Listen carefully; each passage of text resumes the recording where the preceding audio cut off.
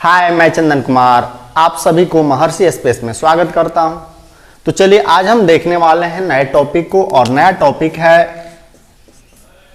Transpose of A matrix. Topic है transpose of A matrix, अर्थात इसके हिंदी का बात करें तो इसका मतलब है आबिहू का परिवर्त। आबिहू का परिवर्त। अब यहां हम जानेंगे कि ट्रांसपोज ऑफ ए मैट्रिक्स क्या होता है, मींस किसी मैट्रिक्स का ट्रांसपोज क्या होता है, उसे कैसे फाइंड करेंगे। तो इसको जानने से पहले हम थोड़ा डिफिनीशन पर भी डिस्कस कर लें। अब ट्रांसपोज ऑफ ए मैट्रिक्स के डिफिनीशंस की बात करें तो यहां हमें मिलेगा, डिफिनीशंस कहता है कि if A is equal to Aij m by n be a matrix, then the matrix obtained by interchanging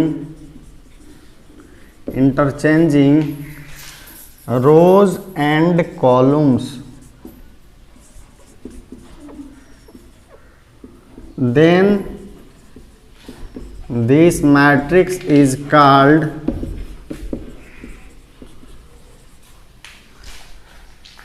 transpose of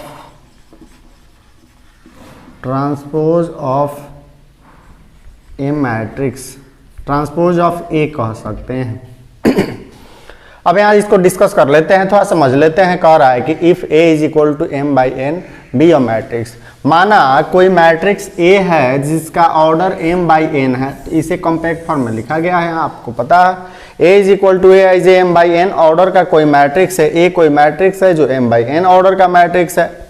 और कह रहा है एक ऐसा मैट्रिक्स जब इसके रोज और कॉलम को क्या कर दिया जाए, इंटरचेंज करके जब हम नए मैट्रिक्स को प्राप्त करते हैं तो जो नया मैट्रिक्स होगा उसे ही बोलेंगे ट्रांसपोज ऑफ ए मैट्रिक्स। तो काफी इजी होगा, काफी आसान होगा, और इसे हम आसानी से निकाल भी सकते हैं। निकालने के लिए क्या करेंगे देखिएगा। इसके एग्जाम्पल की बात करें, थोड़ा सा इस पर और डिस्कस कर लेते हैं, फिर इसके एग्जाम्पल की बात करते हैं। कह रहा है इट इज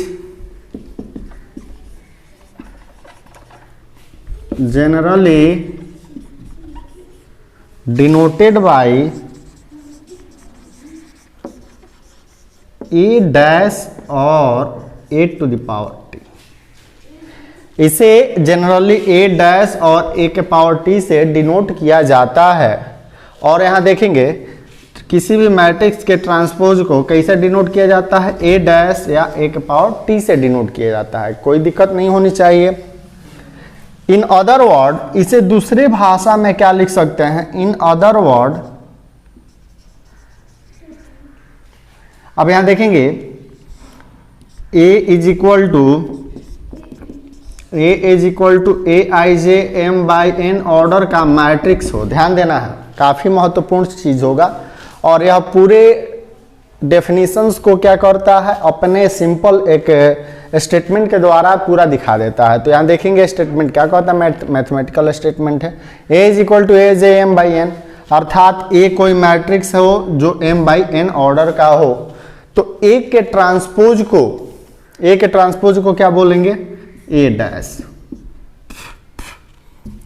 ए के ट्रांसपोज को क्या बोलेंगे, ए डैश, और A dash is equal to Aj।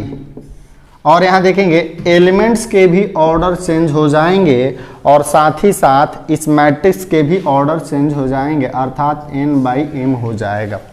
कोई दिक्कत है? तो आप पूरे डेफिनेशंस को ऐसे भी रख सकते हैं दिमाग में। यदि A is equal to Aij m by n order का कोई मैट्रिक्स हो तो उसके ट्रांसपोज क्या होगा, Aj n बाई m हो जाएगा। अब यहाँ चलिए हम इसके एग्जाम्पल के द्वारा इसे बेहतर ढंग से समझने का प्रयास करते हैं। एग्जाम्पल क्या कहते हैं, अब हम मान लेते हैं ए कोई मैट्रिक्स है। ए इज इक्वल टू मान लेते हैं मैट्रिक्स 2 3 4 5 7 9। तो आप यहाँ देख करके बताइए कि किस ऑर्डर का मैट्रिक्स है। डेफिनेटली 2/3 ऑर्डर का मैट्रिक्स है, 2 रो है, देखिए तो 2 रो है और कॉलम 3 है, तो 2/3 ऑर्डर का मैट्रिक्स है। अब यहाँ आपसे कोई पूछेगा कि इस ए का ट्रांसपोज क्या होगा, तो इसे ए का ट्रांसपोज निकालिए या ए का ट्रांसपोज क्या होगा, कैसे निकालेंगे, इस चीज को देख लीजिए। तो यहाँ प्रश्न होगा ट्रांसपोज ऑफ ए, या ट्रांसपोज ऑफ ए को जनरली कैसे डिनोट किया जाता है, ए डैश से या ए के पावर टी से। ये तो क्लियर हो गया, किसी भी मैट्रिक्स के ट्रांसपोज को ऐसे डिनोट करते हैं। मैं पिछले डेफिनेशंस में मैं क्लियर किया था। तो आप देखिएगा, इसको फाइंड करने के लिए हमें बहुत ज़्यादा मशक्क़त करने की ज़रूरत नहीं होगी। आप बस क्वेश्चंस को ज्यों का त्यों नोट करेंगे और इसके ऊपर भी डैश लगाएंगे। क्लियर है? डैश लग जाने का मतलब अब इस मैट्रिक्स का अर्थात ए का ट्रांसपोज निकालना मीन्स इस मैट्रिक्स का ट्रांसपोज निकालना। और जैसे मैट्रिक्स की ट्रांसपोज की बात करें तो मैं बताया था, क्या बताया था कि रो को कॉलम में बदल देना है। अर्थात यहाँ देखेंगे फर्स्ट रो है, इसे फर्स्ट कॉलम में एक्सचेंज करिए तो क्या होगा 2 3 4, यहाँ 2 3 4 ऐसे हो गया। फिर क्या है 5 7 9, 5 7 9 हो गया। क्लियर है? अब आप यहाँ देखेंगे जो पहले मैट्रिक्स का ऑर्डर था 2/3, यह क्या हो गया 3/2 में कन्वर्ट हो गया। और यहाँ देखेंगे जो फर्स्ट रो है वह फर्स्ट कॉलम हो गया, सेकंड रो सेकंड कॉलम हो गया। ये क्लियर है? साथ ही साथ देखेंगे फर्स्ट कॉलम फर्स्ट रो में बदल गया, सेकंड कॉलम सेकंड रो में बदल गया, थर्ड कॉलम थर्ड रो में बदल गया। अर्थात रो जैसे कॉलम में बदला तो कॉलम भी किस में बदल गया, रो में बदल गया। इसमें कोई दिक्कत नहीं हुआ आपको।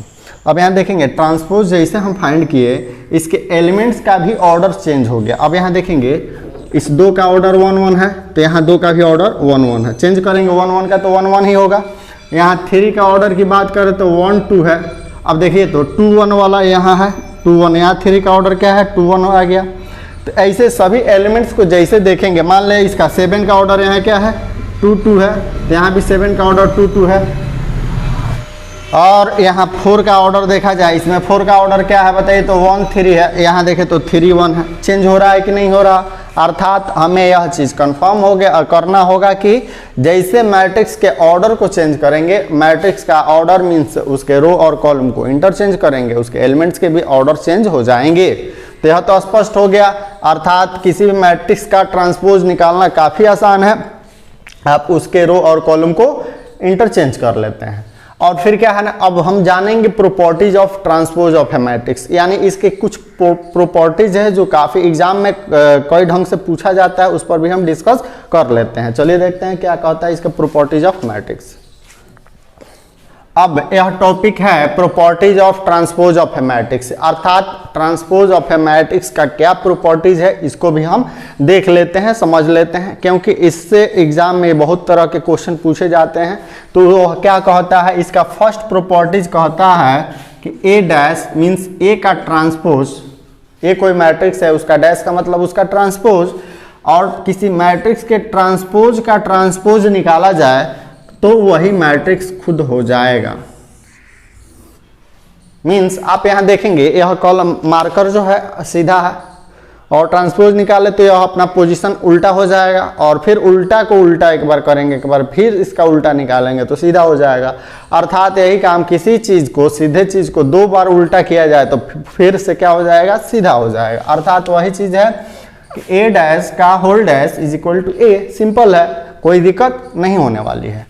अब दूसरे प्रॉपर्टीज की बात करें तो दूसरा प्रॉपर्टीज कहता है के ए का whole dash, k into A का whole dash is equal to k into A dash होता है। मीन्स इस चीज को समझ ले ऐसे, के कोई कांस्टेंट है, ए कोई मैट्रिक्स है, तो के में ए से मल्टीप्लाई करने के बाद उसका ट्रांसपोज निकाला जाए तो वह बराबर होगा ट्रांसपोज निकालने के बाद के से मल्टीप्लाई करने के बराबर।